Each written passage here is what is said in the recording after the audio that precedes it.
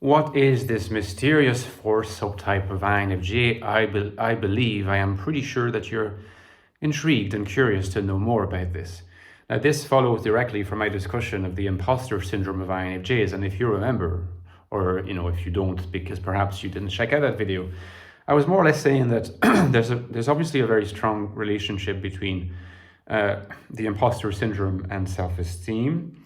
There's of course also a relationship between the imposter syndrome and self-confidence. And I was explaining in that other video that self-esteem and self-confidence are not quite the same thing.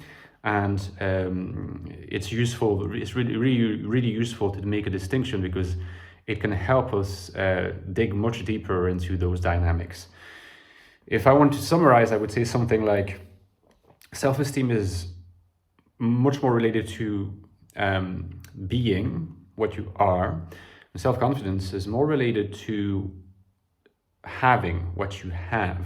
So if you have a career that is, that people consider high status, if you can sort of look at yourself and say, my career is that of a high achiever, or you're a high performing athlete, or you're doing something where you have the skills, that will tend to really impact your self-confidence positive way, will reflect a good self-confidence, but it won't really say much about what deep down you feel about yourself.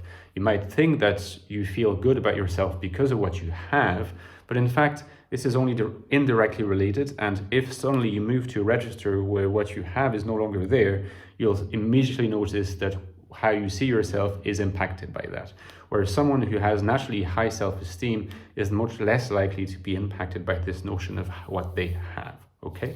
Which, by the way, is also a way of saying that people who have good, well-constructed, completed egos, and so good, healthy self-esteem, paradoxically, often they're people who don't feel the need to push themselves as far as certain very high achievers that are really trying to fill some gap, there's a void somewhere and they're trying to fight against it by achieving. And this is something that is quite intuitive, I think. Now, the question is, what about these INFJs then? These INFJs that have pretty good self-esteem. I mean, they exist. There's a tendency in our community, and when I say community, of course, I mean internet community, to ignore these INFJs. And when we're not ignoring these INFJs, we tend to, it's not that we devalue them, but we tend to consider them less important than the other types, all right? The other types that have maybe more struggles with self-esteem. And I would classify under these, in this category, the INFJs that are adaptive submissive and the INFJs that are solipsistic. So roughly speaking, the INFJs that are too social and repress their unique subjectivity, and also the INFJs that are not social enough and repress their ability to link with the external world and external reality. The reason why we as a community tend to relegate the INFJs that are well-rounded to the background, I think again is pretty intuitive. The reason is that they're not very common on the internet, because typically these are the kinds of people that have the natural level of self-acceptance such that they don't really feel the need to investigate themselves as much. And so they're not very represented in our community. And because they're not very represented in our community, they don't really have pride of place. They don't occupy center stage. But the funny thing is, they might be the majority. I mean, we don't know. But of all the INFJs that exist in the world, no doubt the majority are not in our community. And sometimes that might not be because they have that healthy self-esteem to begin with, but it has to be assumed that in many cases that is precisely the reason. So these INFJs just won't feel as much drawn to videos like mine, books like mine, or videos and books by other INFJ authors or personality authors, because they don't feel those questions to be as pressing for them as they might be for us, right? But that's still, like I said, it still does not mean that these INFJs don't exist, and we need to find a room in our conceptual schemes, in our classifications for them. So what would we call them? I've asked myself that question. The first suggestion I had, that I kind of brushed aside in the end because it's a bit confusing. I wanted to call them, and they still are called that in my mind, in some sort of corner of my mind, the good enough INFJs. And partly this is a reflection of the fact that these INFJs tend to get along fine in life, well and good enough, they're good enough as far as the world is. But it's also a reference to a concept by Winnicott, psychoanalyst Winnicott, who talked about the good enough mother, or the good enough parent.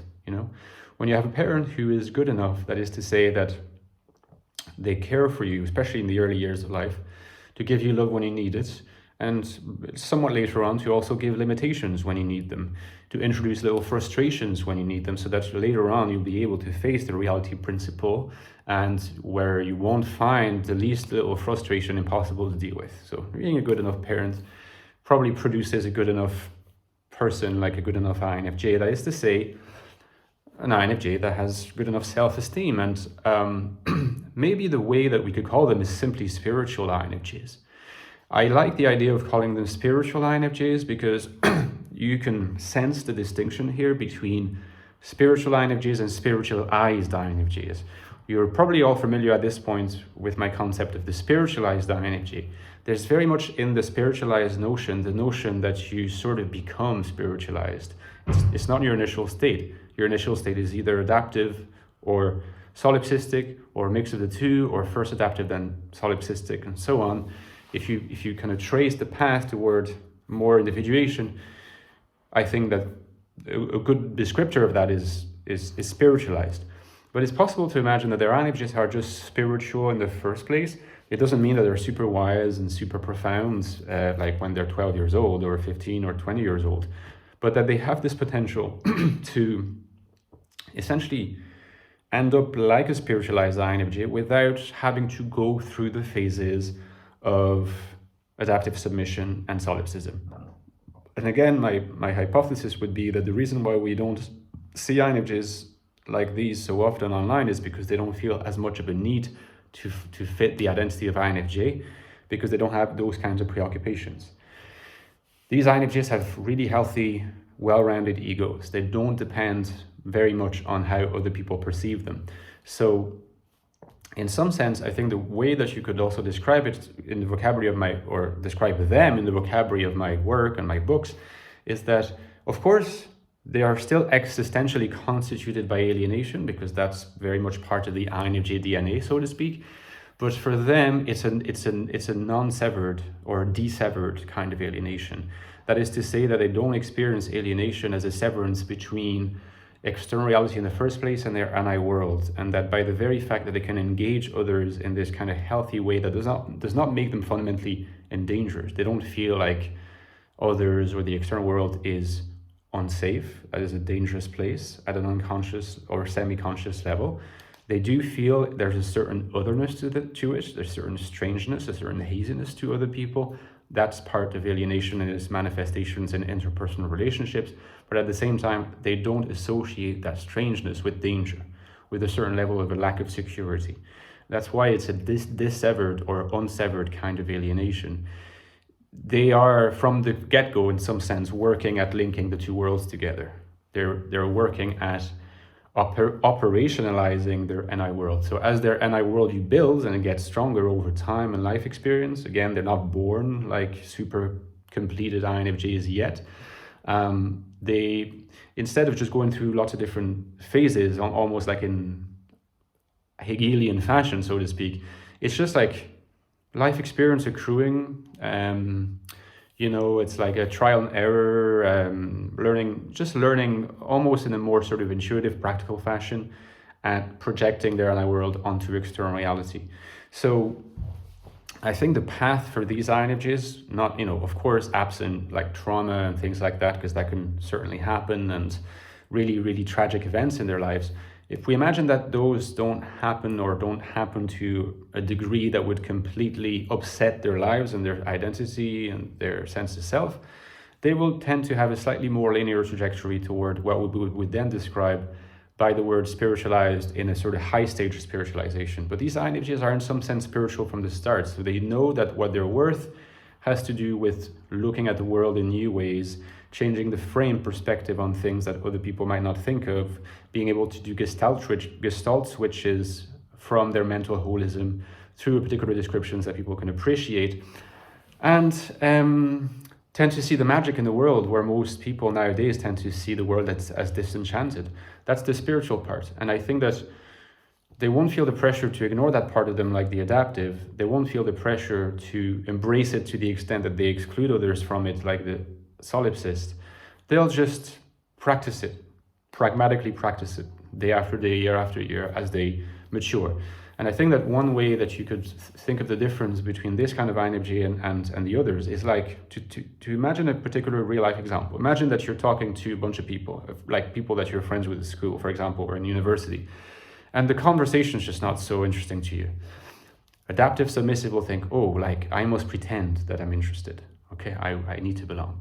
The solipsist will say, oh, like these people are absolute idiots. I don't care. I'm not hanging out with these people again. The spiritual INFJ is going to be something like, yeah, like, you know, it's not that interesting, but that's life. You know, sometimes things are not so interesting. Maybe these people next time will have a more interesting conversation, or even better. Why don't I just get involved and try to make them see the picture in a slightly different way? Perhaps I can enlist their collaboration. That's already a form of prescience as vocation, by the way. And that's a form of turning your inner world into your project. And of course, this idea that you can proactively intervene is linked to self-esteem, because you won't be fearing rejection as much. Yeah, and these INFJs are able to do that. And that's why, in a sense, they embody a dissevered alienation. They are not threatened by the way people behave, even if it's different from the way that they typically think and behave. They either accept that as part of life, or they, you know, immediately think, maybe I could just get involved and make things interesting for everybody involved.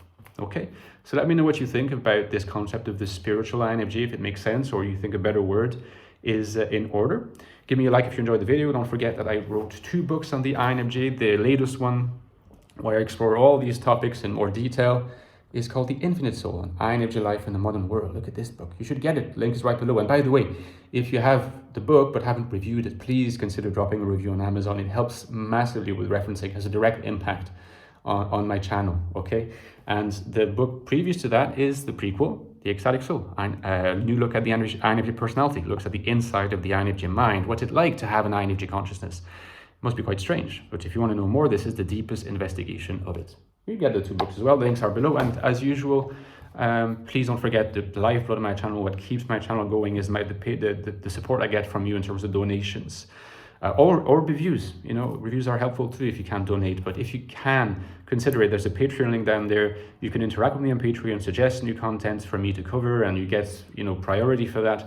And as well as getting bonus content, you know, videos where I go more in depth in, you know, regard to topics I discuss on, you know, more mainstream YouTube or in my books.